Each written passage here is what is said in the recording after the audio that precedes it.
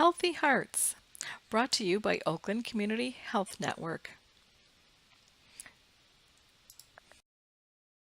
This educational PowerPoint is part of the Oakland Community Integrated Healthcare Collaboration Project, which allows for individual organizations to determine the level of training needs for their staff based on position and job responsibilities. It allows for upward movement in terms of skill competency for staff and coordinated primary care needs for people with severe mental illness or intellectual and developmental disabilities. The Healthy Hearts PowerPoint provides education about heart conditions, risk factors related to heart disease, and provides resources and teaches about healthy lifestyles. The learning objectives are: know what a healthy heart looks like and how it functions, discuss common heart conditions and diseases, discuss common medical tests and interventions used to diagnose and treat heart disease, discuss why individuals are at high risk and how we can help, and identifiable risk factors. People with mental health and substance use conditions die decades earlier than the general population, by about 25 years or more by most recent studies. There are preventable factors that place people at higher risk. Persons served with intellectual developmental disabilities are living longer than ever before and are at higher risk for heart complications. Why are the people we serve at higher risk? Smoking, abusing alcohol or drugs, obesity, poor access to health care, and homelessness are some of the factors why individuals are dying earlier of preventable heart disease. Did you know heart disease is the #1 cause of death in men and women? Americans suffer more than 1 million heart attacks per year. This can result in serious illness, disability, and decreased quality of life. In the United States, someone has a heart attack every 34 seconds. Every 60 seconds, someone in the United States dies from heart disease-related event. Coronary heart disease is the most common type of heart disease, killing nearly 380,000 people annually. About 720,000 people in the United States suffer heart attacks each year, and of these, 515,000 are first heart attacks and 205,000 happen in people who have already had a heart attack. The human heart is about the same size as a pear. It sits behind your ribs on the left side of your body, just next to your sternum. The heart has 4 chambers, the left and right atriums at the top of the heart, the left and the right ventricles at the bottom of the heart, and within these chambers are valves, and they ensure that the blood only goes one way, either in or out. Blood that leaves the heart is carried through arteries. Blood that is going towards the heart is carried through veins. The beating heart is known as the cardiac cycle, and when your heart contracts, the chambers become smaller and they push blood into the blood vessels, and when your heart relaxes, the chambers get bigger and are filled with blood coming back to the heart.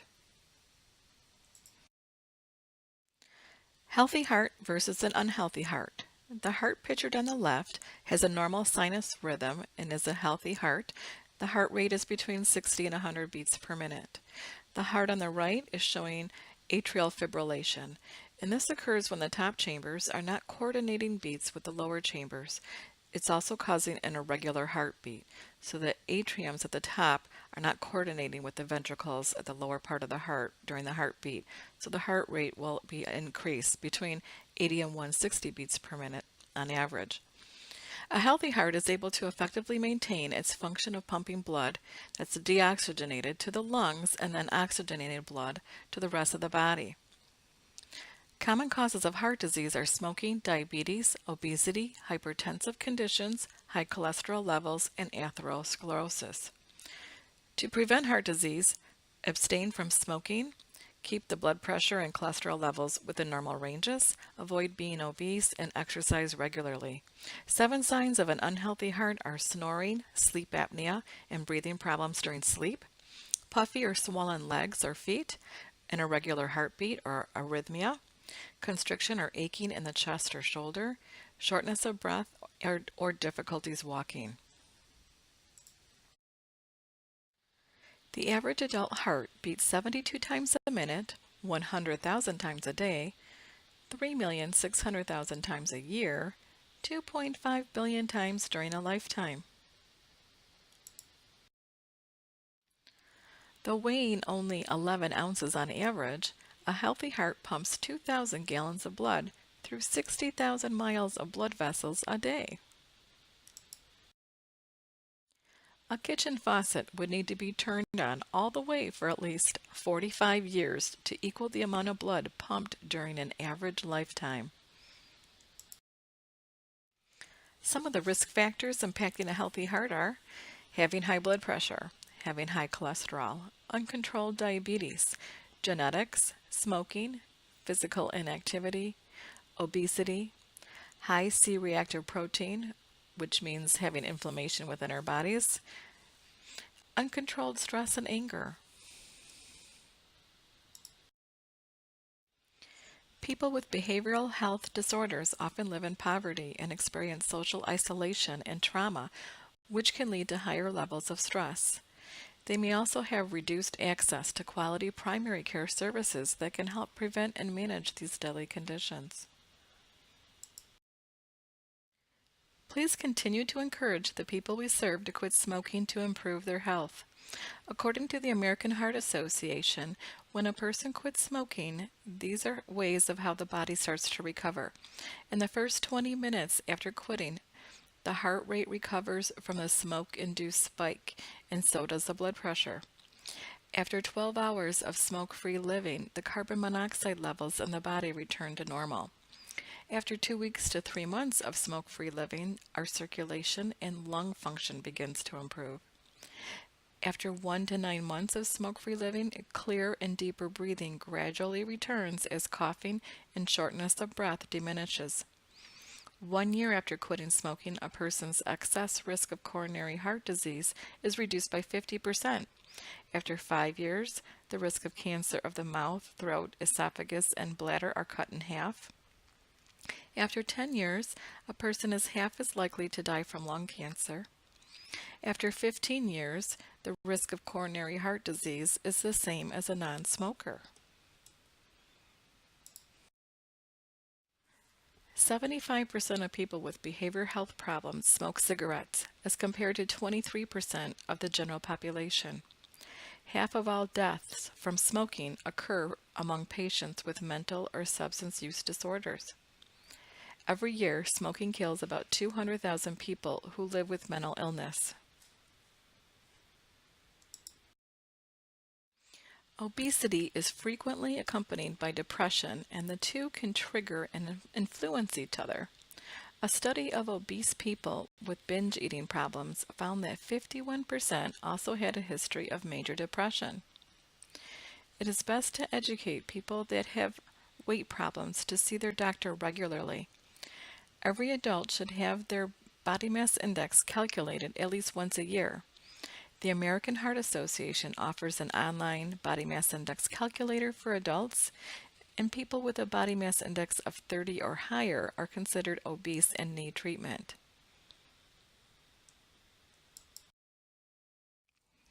Cocaine affects the heart's electrical activity and causes spasm of the arteries, which can lead to a heart attack or stroke, even in healthy people.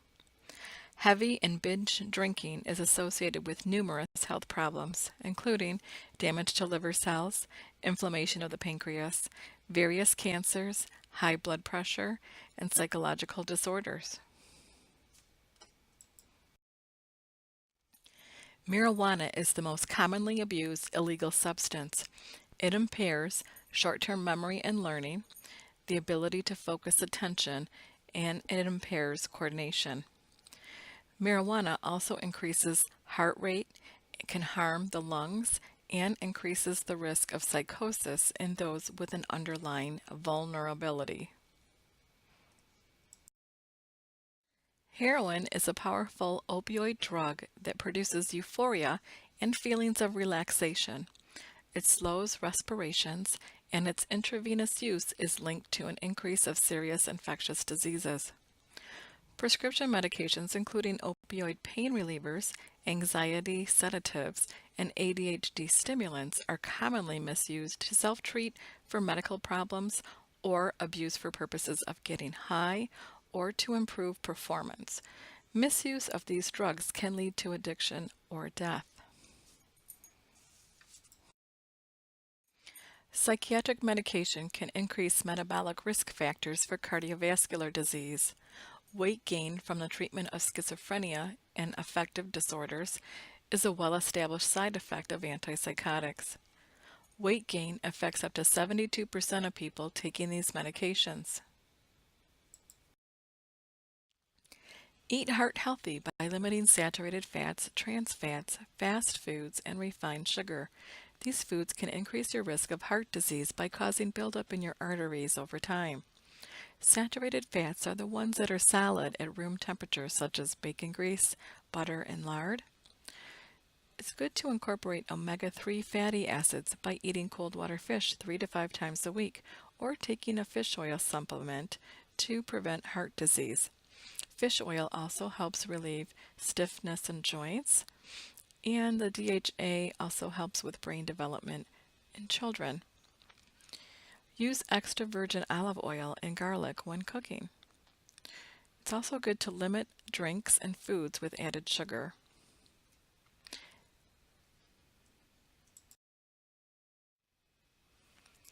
We are hopeful with integrated health care that we will be able to offer or refer the people we serve to affordable health care services. People with behavioral health disorders lack health insurance coverage at a far higher rate than the general population. Due in part to the lack of provider knowledge in working with these populations, people with behavioral health disorders often receive poor quality of care.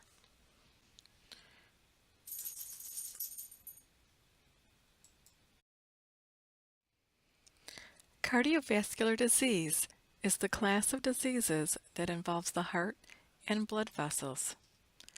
Cardiovascular disease can lead to coronary artery disease, angina, which is chest pain, myocardial infarction, also known as a heart attack, and congestive heart failure.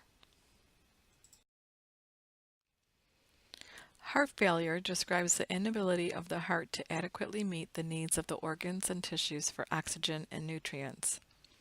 There is less cardiac output, causing fluid to leak from capillary blood vessels.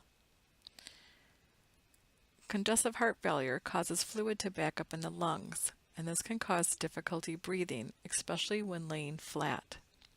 Some of the causes of congestive heart failure are having high blood pressure for a long time that results in the thickening of the heart muscle, toxic exposures such as alcohol or cocaine, and having weakened heart muscles. Symptoms of congestive heart failure include fatigue, dizziness and weakness, diminished exercise capacity, having shortness of breath, swelling of the ankles, abdomen, which is also known as edema in the abdomen, and weight gain.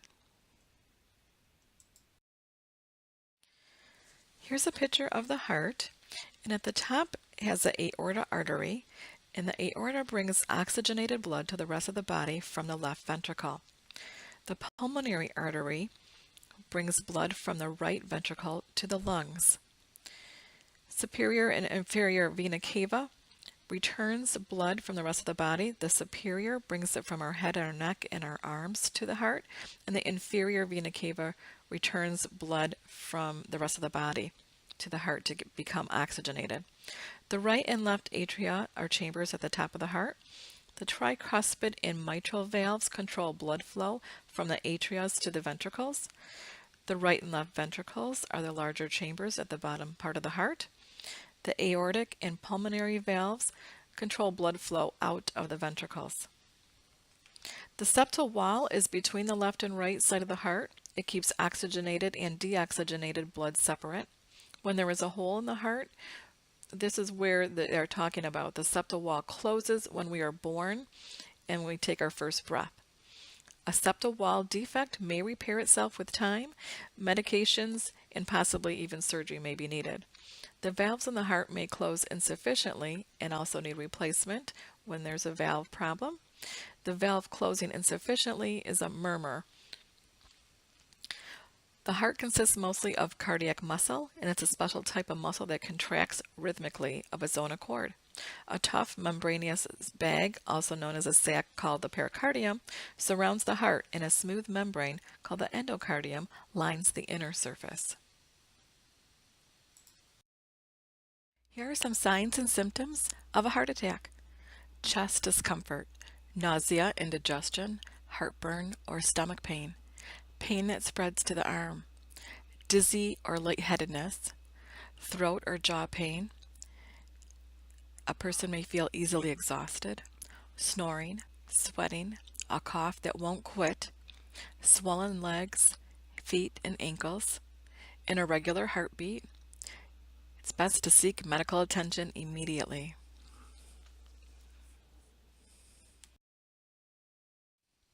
A network of blood vessels known as coronary arteries surround the heart muscle and supply it with blood that is rich in oxygen. The heart muscle needs this oxygen to function. When a blockage occurs, that part of the heart's tissue begins to die, also known as causing a heart attack. In treating this, a doctor's focus is to get that part of the heart revascularized.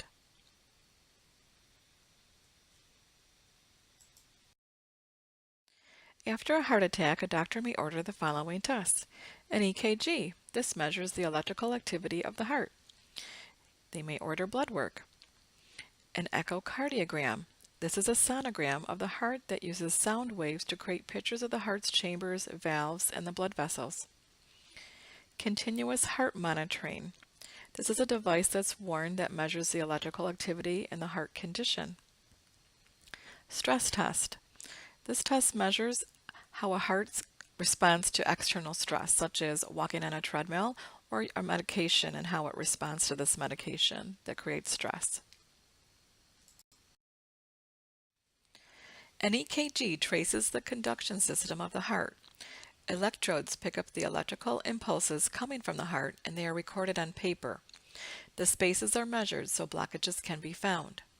A normal heart rate should be between 60 to 100 beats per minute. A slower rate is known as bradycardia, which is less than 60 beats per minute. A faster rate is tachycardia, which is more than 100 beats per minute. When a person reaches 50 years of age, an EKG should be a normal routine part of their physical. Some other reasons an EKG would be done is if there's any trauma to the chest, like a car accident or a gunshot wound. Also, if there's changes in mental status, such as confusion and reports of chest pain, neck, back, or arm pain. Taking antipsychotic medications such as Haldol and Zyprexa may cause a prolonged QT interval. Also, methadone can also cause cardiac changes. Atrial fibrillation. This is when the atrias of the heart are beating rapidly and irregularly. This needs immediate medical attention. During an arrhythmia, the heart can beat too fast or too slow or with an irregular rhythm. Atrial fibrillation occurs if a rapid, disorganized electrical signal causes the heart's two upper chambers, known as the atria, to contract very fast. In A-Fib, which is atrial fibrillation, blood pools in the atria and it isn't pumped completely into the heart's lower two chambers, which are the ventricles.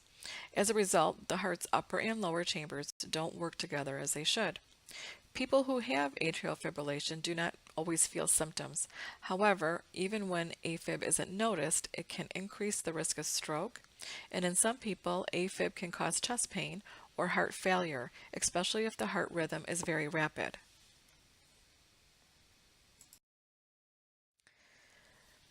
Can sleep apnea affect your heart? Here are some things listed that sleep apnea affects: insomnia, early death, daytime drowsiness, hypertension, heart attack, stroke, memory loss, diabetes, depression.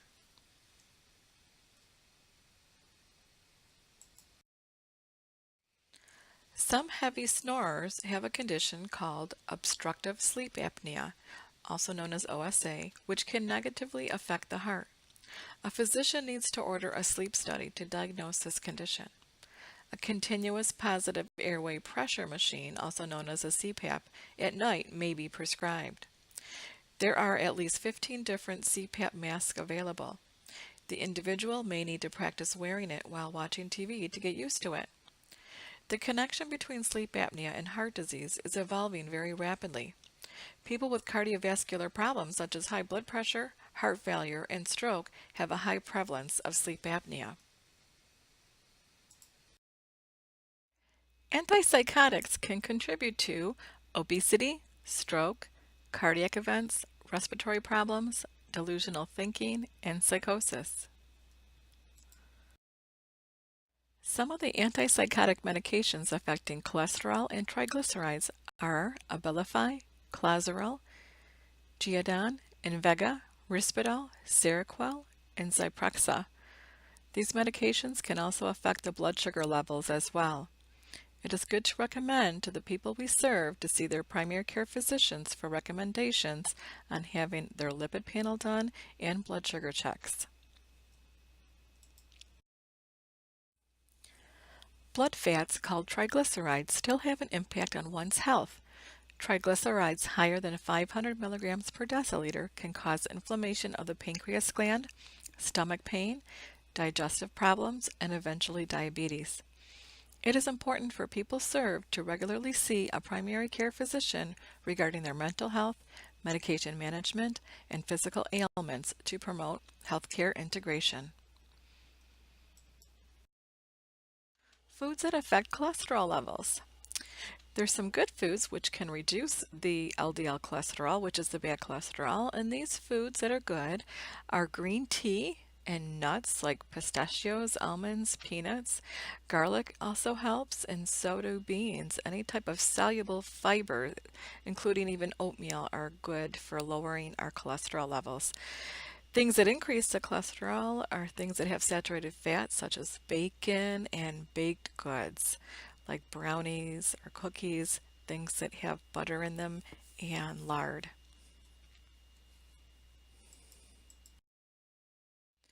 What can we do to help the people we serve? Teaching prevention and providing education helps along the way. To lower the risk of heart disease, it's best to have a cardiac workup that can include blood draws and other cardiac tests. It's also best to incorporate dietary and lifestyle changes that keep the heart healthy.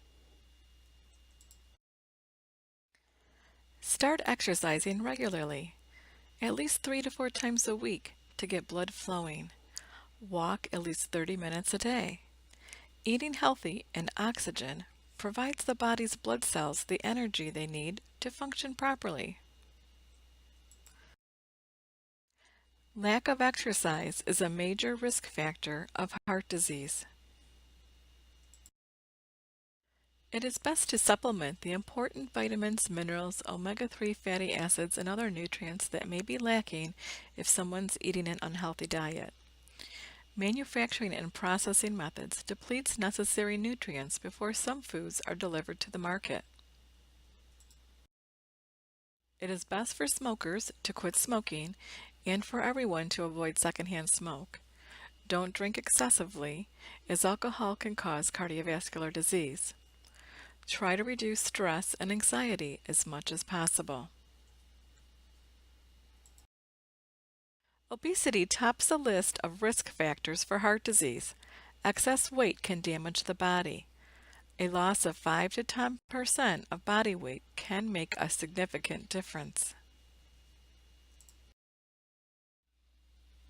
It is best to inform individuals to talk with their doctor before making any changes in their diet, adding any diet supplements, and implementing an exercise program.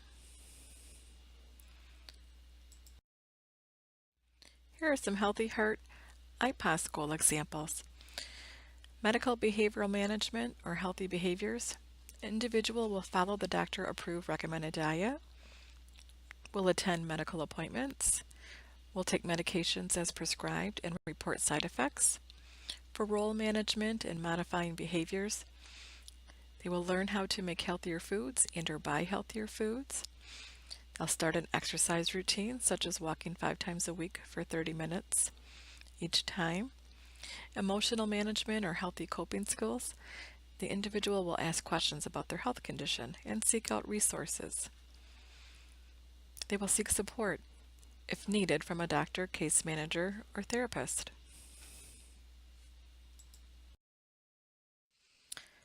Here's the quiz on healthy hearts. Number 1, the number 1 cause of death in both men and women is? Number 2, name one intervention that can be done to treat a heart attack. Number 3, list a preventable risk factor that places individuals served at a higher risk to suffer from heart disease. Number 4, list 2 things that can improve heart health. Healthy Hearts Quiz answers. Number 1, the number 1 cause of death in both men and women is heart disease. Name one intervention that can be done to treat a heart attack.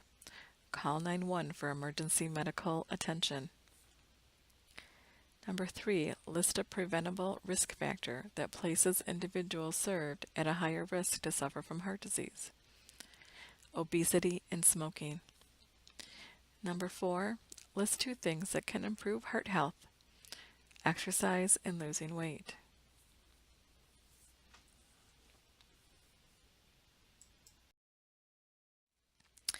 Here are resources used for this PowerPoint, and also as well as anyone that has concerns about heart conditions where you can get information.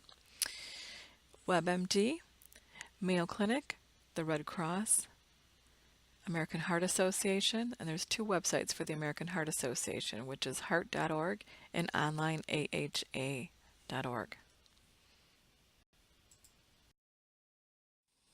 Some additional resources are the American Heart Association located in Ohio, and there's a phone number there, and Michigan Heart Association located in Southfield.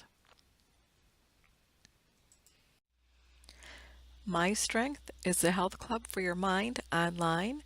It also has mobile self-help resources. It helps people stay mentally and physically healthy. The website is www.mystrength.com.